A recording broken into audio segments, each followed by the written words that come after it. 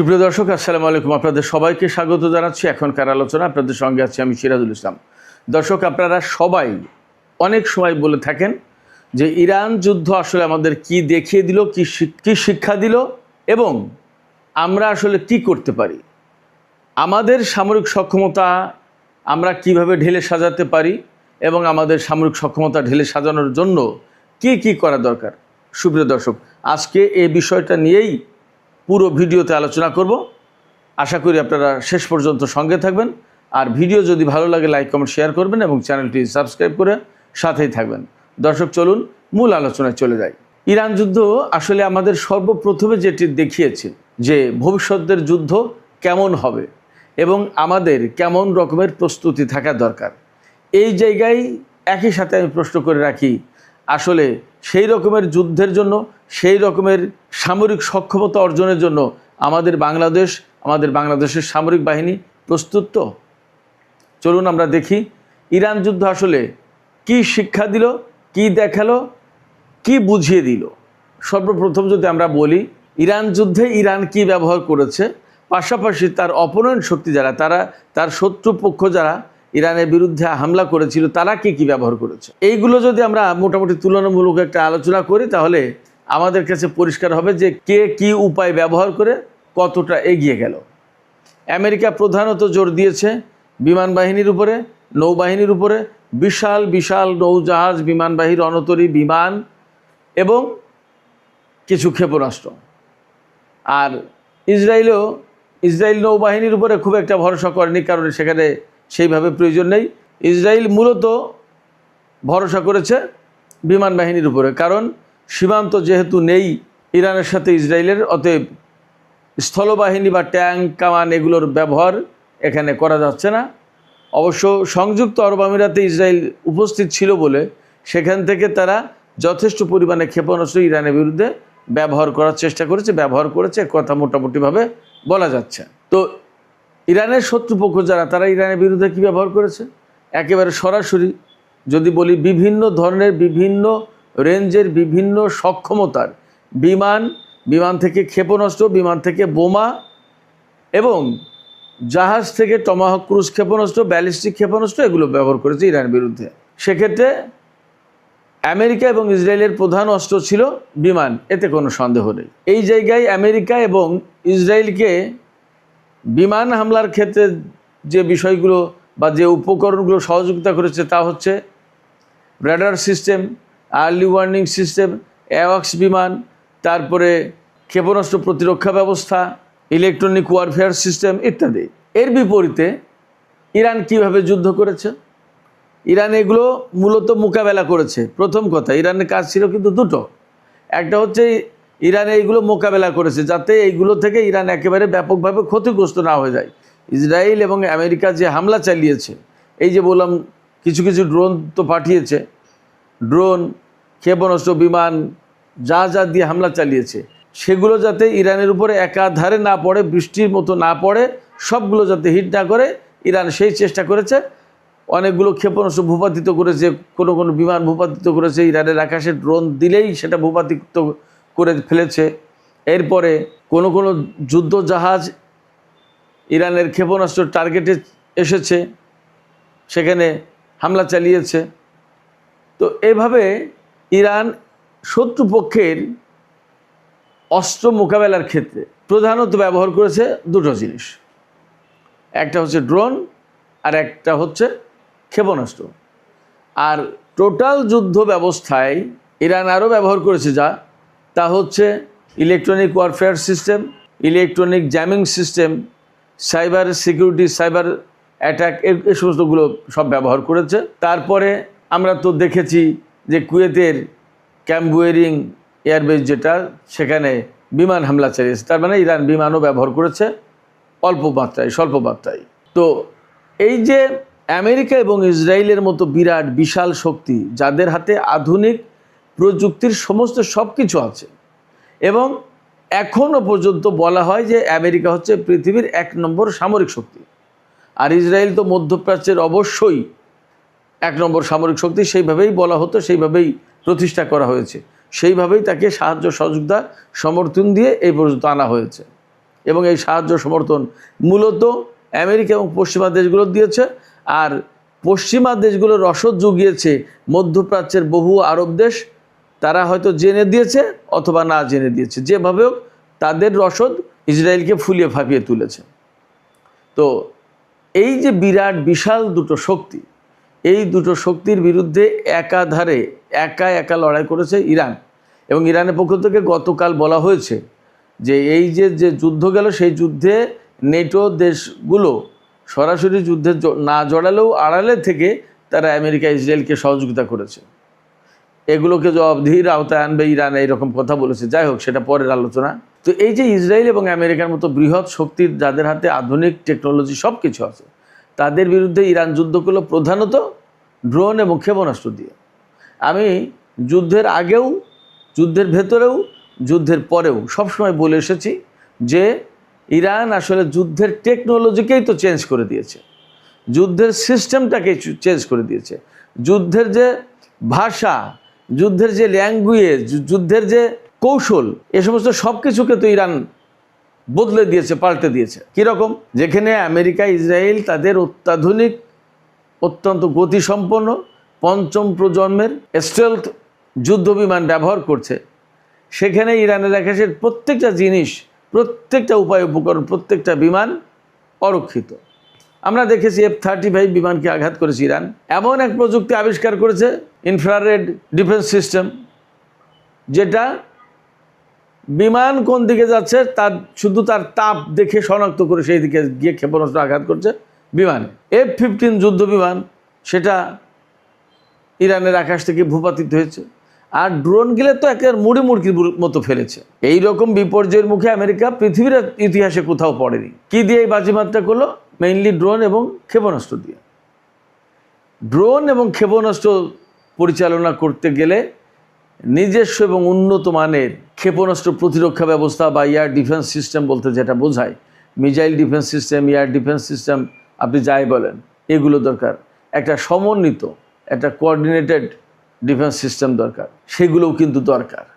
দেখেন, ইরানের আকাশে যখনই তার স্টিল জঙ্গি বিমান পাঠিয়েছে, এমনকি 2019 সালের 20শে জুন ইরানের আকাশ সীমায় পারস্য উপসাগর দিয়ে পাঠিয়েছিল আমেরিকা সেই সময়কার সর্বাধুনিক ড্রোন গ্লোবাল হক। এই গ্লোবাল হক ড্রোন সেই সময় সবচেয়ে আধুনিক ছিল। এই ড্রোন পাঠানোর সাথে সাথে ইরান তার র্যাডারে ধরে ফেলেছে এবং সিঙ্গেল মিসাইল শট দিয়ে তাকে ভূপাতিত করেছে। একটা ক্ষেপণাস্ত্র দিয়ে তাকে ধ্বংস করে দিয়েছে। কোনো স্টেলথ প্রযুক্তি তো ইরানের ক্ষেপণাস্ত্র প্রতিরক্ষা ব্যবস্থা বা আকাশ প্রতিরক্ষা ব্যবস্থার কাছে নিরাপদ থাকছে না, নিজেদেরকে গোপন রাখতে পারছে না, ধরে ফেলছে। এই যে ইরানের নিজস্ব টেকনোলজি, এই টেকনোলজি একটা পর্যায়ে গিয়ে দেখা গেল যে আমেরিকা এবং ইসরায়েলের উপরে প্রাধান্য বিস্তার করেছে। তা না হলে ইসরায়েল বা আমেরিকার যে F-35 জঙ্গি বিমান, যুদ্ধ বিমান, তা ভূপাতিত করলো কিভাবে? সেটা তো স্টেলথ। F-15 তো স্টেলথ প্রযুক্তির বিমান। আরও ড্রোন যা, সেগুলো সবই তো ধ্বংস করলো ইরান। এবং তার ক্ষেপণাস্ত্রের কাছে, তার ড্রোনের কাছে তো কোনো কিছু পাত্তা পেল না। মারাত্মক ব্যাপার না? এই প্রশ্ন কিন্তু আসে যে তাহলে ইরানের প্রযুক্তি বেটার নাকি আমেরিকার প্রযুক্তি better? On the other hand, Iran যে সমস্ত ক্ষেপণাস্ত্র ব্যবহার করেছে তার ভিতরে বিভিন্ন ডিজাইনের এবং মডেলের হাইপারসনিক ক্ষেপণাস্ত্র ছিল, যা আমেরিকা এবং ইসরায়েলের হাতে নেই। এবং আমেরিকা ইসরায়েল এই ক্ষেপণাস্ত্র ঠেকানোর মতো প্রযুক্তিও তারা ব্যবহার করে না, তাদের হাতে নেই। তাহলে কি দাঁড়াচ্ছে?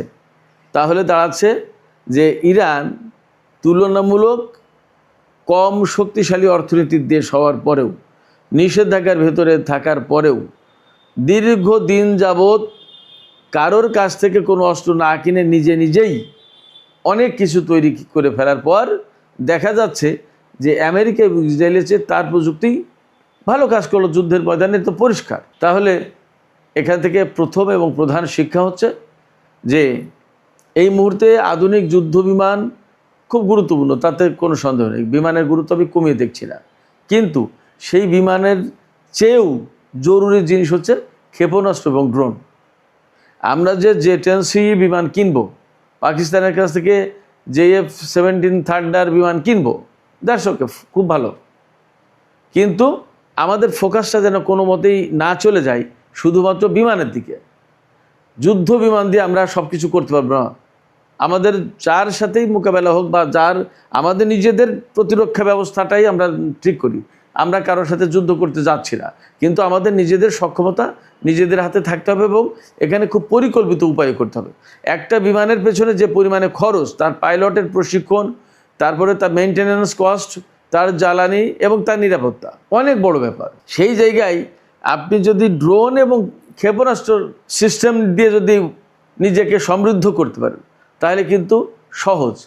এখন বলা হচ্ছে যে ড্রোন হচ্ছে গরিবের এয়ারফোর্স। আপনার ড্রোন পরিচালনার জন্য কিছু লোক পর্দার আড়ালে থেকে রিমোট কন্ট্রোলের মাধ্যমে সে কন্ট্রোল করবে, চালাবে। পাইলটের জীবনের ঝুঁকি নেই। ক্ষেপণাস্ত্র এবং ড্রোনে একই কথা, পাইলটের জীবনের ঝুঁকি নেই। মারাত্মক রকমের জ্বালানি, এর জন্য ফুয়েল ট্যাঙ্কার, অনেক কিছু লাগবে না, প্যারাশুট, আদার বহু কিছু লাগে। একটা বিমান পরিচালনা করতে গেলে বহু কিছু লাগে, কিন্তু একটা বিমানের পেছনে যে খরচ, সেই খরচ দিয়ে সম্ভবত অনেকগুলো ড্রোন এবং ক্ষেপণাস্ত্র বানানো যাবে। এই বিষয়গুলো আমাদের মাথায় রাখতে হবে। আমি আবারও বলছি, বিমানকে অবশ্যই অনুৎসাহিত করছি, অবশ্যই বিমান দরকার, আমাদের বিমান বাহিনীতে অবশ্যই বিমান দরকার। সাথে সাথে ড্রোন এবং ক্ষেপণাস্ত্রের ব্যাপক সমৃদ্ধি এবং ব্যাপক পরিমাণে আমাদের হাতে থাকা দরকার। আমরা যদি নিজেদেরকে আসলে খুব আত্মরক্ষার জন্য শক্তিশালী একটা অবস্থানে যেতে চাই, তাহলে সমন্বিত নিরাপত্তা ব্যবস্থা গড়ে তুলতে হবে। একধারে যেমন এক পাশে যেমন থাকবে ক্ষেপণাস্ত্র, ড্রোন, তেমনি আর এক পাশে থাকবে বিমান এবং প্রয়োজনীয় সরঞ্জাম। যেমন আমাদের শত্রুকে প্রতিহত করার জন্য ক্ষেপণাস্ত্র থাকবে যা দিয়ে আমরা তাদেরকে মোকাবেলা করব, তেমনি শত্রুর হামলা মোকাবেলার জন্য আমাদের প্রতিরক্ষা ব্যবস্থা থাকতে হবে, ক্ষেপণাস্ত্র প্রতিরক্ষা ব্যবস্থা থাকতে হবে। ক্ষেপণাস্ত্র প্রতিরক্ষা ব্যবস্থা যদি একটা কোঅর্ডিনেটেড সিস্টেমের ভিতরে আনা যায়, একটা এয়ার ডিফেন্স নেটওয়ার্ক গড়ে তোলা যায়, তাহলে ক্ষেপণাস্ত্র প্রতিরক্ষা ব্যবস্থা থাকবে, ড্রোন থাকবে, বিমান থাকবে এবং এমন রেডার সিস্টেম থাকবে, এমন নেটওয়ার্কিং সিস্টেম থাকবে যে আমাদের আকাশ, আমাদের ভূমি, আমাদের সমুদ্র সীমা পরিপূর্ণভাবে নিরাপদ থাকতে পারে। এই জায়গায় একটা জিনিস খেয়াল রাখা দরকার, এই যে ড্রোন এবং ক্ষেপণাস্ত্র এগুলো কিনে নিজেদের ভান্ডার যদি আমরা সমৃদ্ধ করি, বড় করতে চাই, তাহলে কিন্তু খুব একটা কাজে আসবে না, লাভ হবে না। চেষ্টা করতে হবে এবং এইভাবেই বিভিন্ন দেশের সাথে চুক্তি করা দরকার যে তাদের প্রযুক্তি আমাদের এখানে হস্তান্তর করবে, এখানে ফ্যাক্টরি হবে, আমাদের এখানে তৈরি হবে। এবং আমাদের 2030-এর যে ফোর্সেসের গোল, সেই জায়গায় আমাদের সামরিক গবেষণা এবং উৎপাদনের কথা বলা হয়েছে। তাহলে সামরিক গবেষণা এবং উৎপাদনের জন্য আমাদের নিজেদের ভেতরেই, অর্থাৎ আমাদের দেশের ভেতরে এগুলোর উৎপাদনের ব্যবস্থা করতে হবে। এবং এই সময়ে এটা কিন্তু আসলে অসম্ভব কিছু না। দেখেন, ইরানের কথাটা আমি বলি, ইরান এত বছর ধরে নিষেধাজ্ঞার কবলে থাকা দেশ, তারপরেও তার সামরিক শক্তিকে মোটেই দুর্বল করতে দেয়নি, বরং এখন আমরা দেখলাম যে কতটা সামরিক শক্তি অর্জন করেছে। ইরান একাই আমেরিকা এবং ইসরায়েলের মতো দেশকে মোকাবেলা করলো এবং সে টিকে আছে। এই জায়গা থেকে আমাদের নিজেদেরকে গরিব, দুর্বল, ছোট এগুলো ভাবলে চলবে না। আমরা যা আমরা তাই, আমরা এখান থেকেই আমাদের নিজেদের নিরাপত্তা ব্যবস্থা, আত্মরক্ষার অধিকার এগুলো চর্চা করব, এগুলো অর্জন করব। সেই জন্য আমাদের যেমন ড্রোন উৎপাদন করতে হবে, তেমনি ক্ষেপণাস্ত্র উৎপাদন করতে হবে, স্বল্প পাল্লার, দীর্ঘ পাল্লার, মধ্য পাল্লার, বিভিন্ন পাল্লার, এবং এগুলো আমাদের নিরাপত্তার জন্য জরুরি। এরপরে আমাদের ইলেকট্রনিক ওয়ারফেয়ার সিস্টেম আছে, এখন আধুনিক সময় বিভিন্ন গুরুত্বপূর্ণ রেডার সিস্টেম আছে, সেন্সর সিস্টেম আছে, রকেট সিস্টেম আছে। এর প্রত্যেকটা জিনিস আমাদের জরুরি, কোনোটা কিনে কোনোটা নিজেদের ভেতরে উৎপাদন করে এই পর্যায়ে আমাদেরকে যেতেই হবে, এর কোনো বিকল্প সামনে নেই। কয়েক রকমের ড্রোনের দরকার। নজরদারি ড্রোন, যারা গোয়েন্দাবৃত্তি করবে বা তথ্য সংগ্রহ করবে। তারপরে কামিকাজে ড্রোন, যেটা সশস্ত্র ড্রোন, আত্মঘাতী হামলা চালাবে। আবার আর এক রকমের ড্রোন আছে যে ড্রোন ক্ষেপণাস্ত্র বা রকেট নিয়ে গিয়ে লক্ষ্যবস্তুতে মারবে টার্গেট করে, আবার সে ড্রোন অক্ষত অবস্থায় ফিরে আসবে। দুই রকমের ড্রোন আছে। আবার কিছু ড্রোন আছে সমুদ্র সীমার নিরাপত্তা নজরদারি করার জন্য, ড্রোন আমাদের মাস্ট দরকার। এটা খুব একটা সহজ কাজ, কঠিন কাজের সহজ ব্যবস্থা। আমাদের সামরিক বাহিনীর সবচেয়ে ঘাটতি কোথায়? বড় ঘাটতি হচ্ছে আমাদের কোনো অ্যাকচুয়ালি ওইভাবে ড্রোন নেই, সশস্ত্র ড্রোন নেই। তারপরে আমাদের দীর্ঘপাল্লার নজরদারি ব্যবস্থা নেই। দীর্ঘপাল্লার নজরদারি ব্যবস্থা সেটা ড্রোনের মাধ্যমে হোক আর রেডার সিস্টেমের মাধ্যমে হোক, এই ব্যবস্থা নেই। আরেকটা সংকট আছে সমন্বিত ক্ষেপণাস্ত্র প্রতিরক্ষা ব্যবস্থা, আমি একটু আগেই বলেছি। এইগুলোর দুর্বলতা অবশ্যই আমাদের কাটাতে হবে যদি আমরা নিজেদের নিরাপত্তা নিশ্চিত করতে চাই। আমরা এই যে প্রযুক্তিগুলো আনবো বা কিনবো বা বলবো যে তোমরা আসো আমাদের দেশে বানাও, কাদের সাথে বলতে পারি? চীন আছে, পাকিস্তান আছে, তুরস্ক আছে, ইউরোপের কোনো দেশ থাকতে পারে, জাপান আছে। ইরানের সাথে আমরা হয়তো এখনই পারবো না, কারণ তার উপর নিষেধাজ্ঞা রয়েছে। বাট যদি নিষেধাজ্ঞা উঠে যায় তাহলে তার কাছে আমরা অ্যাপ্রোচ করতে পারি, এটাও একটা বিষয়। সেগুলো নজরে রাখতে হবে যে আসলে পরিস্থিতি কোথায় যাচ্ছে, আমরা কি করতে পারি। যাই হোক, সুপ্রিয় দর্শক, ইরানের যুদ্ধ এবং বর্তমান প্রেক্ষাপটে আমাদের কী ধরনের নিরাপত্তা ব্যবস্থা নেওয়া দরকার, কী ধরনের নিরাপত্তা ব্যবস্থা উন্নয়ন করা দরকার, এই প্রসঙ্গে কথা বললাম। তো ইরান নিয়ে যখন এত কথা, তখন আমি আপনাদেরকে একটা কথা জানাই। এর আগে একদিন বলেছিলাম সম্ভবত, যে ইরান নিয়ে কিন্তু আমার লেখা একটা বই আছে। সেই বইটার নাম হচ্ছে ইরান উন্নয়ন শক্তি লড়াই। আমার কাছে অনেক মানুষ বহু বছর ধরে, বহু সময়, বহু প্রেক্ষাপটে জিজ্ঞেস করে ইরান এত নিষেধাজ্ঞার ভেতরে থাকে, কিভাবে টিকে থাকে, তার আর অর্থনৈতিক সক্ষমতা কোথা থেকে আসে, কিভাবে এত বড় সামরিক শক্তি হলো, তারপরে এত নিষেধাজ্ঞা মোকাবেলা করে তার কৃষি ব্যবস্থা কি, তারা কেমন, বহু কিছু। এই সমস্ত বিষয়ের জবাব নিয়ে আমি একটা বই লিখেছিলাম। সেই বইটা হচ্ছে ইরান উন্নয়ন শক্তি লড়াই। এই হলো সেই বইটা।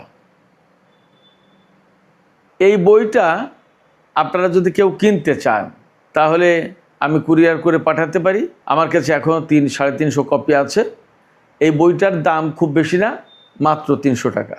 কুরিয়ার সার্ভিস চার্জ যা লাগে সেটা তো আপনাকে দিতে হবে।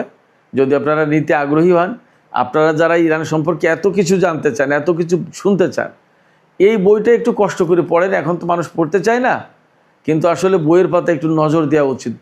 ওই জায়গায় জ্ঞানের আসল ভাণ্ডার। এই বইটা পড়লে আপনারা অনেক কিছু সহজে জেনে যাবেন, বুঝে যাবেন এবং অনেক কিছু বুঝতে পারবেন। সেক্ষেত্রে আপনারা যদি বইটা নিতে চান তাহলে আজকের ভিডিওর ডেসক্রিপশনে লিঙ্ক দেওয়া থাকবে। ফেসবুক লিঙ্কে গিয়ে আপনারা যদি ইনবক্সে অর্ডার করেন, আমি আপনাদের ঠিকানায় পাঠিয়ে দেবো। তো যাই হোক, সুপ্রিয় দর্শক, আজকের আলোচনা এখানে শেষ করতে চাই। আলোচনা শেষের আগে আমি শুধু এইটুকু বলবো, আধুনিক যে যুদ্ধ কৌশল, আধুনিক যে যুদ্ধ, এই যুদ্ধ এবং এই কৌশল আমাদেরকে একেবারে চোখে আঙুল দিয়ে দেখিয়ে দিচ্ছে আধুনিক যুদ্ধ বিমান দিয়ে যুদ্ধ জেতা যাবে না। এর জন্য খুব জরুরি ভিত্তিতে প্রয়োজন ক্ষেপণাস্ত্র প্রতিরক্ষা ব্যবস্থা এবং ড্রোন। বিমান তো থাকতেই হবে, এর পাশাপাশি এই দুটো অপরিহার্য। এই জন্য এই রকমের প্রস্তুতি আমাদের কতটুকু সেটা আমাদের যাচাই করে দেখা উচিত। এই প্রস্তুতি আমাদের যদি না থাকে তাহলে আমাদের এই প্রস্তুতির জন্য যা করা দরকার তাই করতে হবে। এবং আমি বিশ্বাস করি যে বাংলাদেশ সরকার যে 2030 সালের যে প্রতিরক্ষা বাহিনীর বা সামরিক বাহিনীর যে গোল, লক্ষ্য, সেই লক্ষ্য অর্জনের জন্য নিশ্চয়ই সুচিন্তিতভাবে এই পদক্ষেপগুলো নেবে এবং বাংলাদেশকে একটা সুনিশ্চিত নিরাপত্তা ব্যবস্থার ভেতরে আনবে। আমরা সেই আশাবাদ ব্যক্ত করে আজকের আলোচনা এখানেই শেষ করতে চাই। আলোচনা শেষের আগে আপনাদের কাছে প্রশ্ন, আপনারা কি মনে করেন বাংলাদেশ কি আসলে যেভাবে এগুচ্ছে বা যে পরিকল্পনা নিচ্ছে তাতে কি সঠিক পথে আছে? এবং আপনাদের কি মনে হয় বাংলাদেশের কি আসলে ড্রোন এবং একটা সমন্বিত ক্ষেপণাস্ত্র প্রতিরক্ষা ব্যবস্থা গড়ে তোলা উচিত কিনা? আপনাদের মতামত জানিয়ে কমেন্টে লিখবেন। আর ভিডিও ভালো লাগলে লাইক, কমেন্ট, শেয়ার করবেন এবং চ্যানেলটি সাবস্ক্রাইব করে সাথেই থাকবেন। দর্শক, এখনকার আলোচনা এখানে শেষ করতে চাই। আপনারা সবাই অনেক ভালো থাকুন। আল্লাহ হাফেজ।